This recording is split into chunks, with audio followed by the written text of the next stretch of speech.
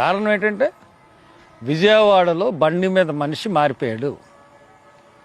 విజయవాడలోనే ప్రవీణ్ పగడాలని చంపేశారు.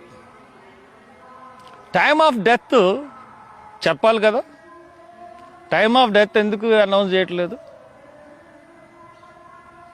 Time of death చెప్పలేదు. Doctors మీరు అమ్ముడైపోయారా? సిగ్గుందా మీకు? ఏంటి మీ పోస్ట్ మార్టం? క్లియర్గా దెబ్బలు కనబడతా ఉంటే అసలు మీరు మనుషులా జంతువులా?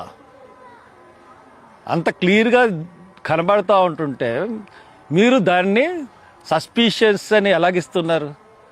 ఫారెన్సిక్స్కి పంపిస్తామని ఎలాగంటున్నారు? క్లియర్గా దెబ్బలు కనబడతా ఉంటుంటే మనిషి మీద మీరు డాక్టర్లేనా? డాక్టర్ వృత్తికి అవమానం తెచ్చే విధంగా మీరు ప్రవర్తిస్తూ ఉన్నారు.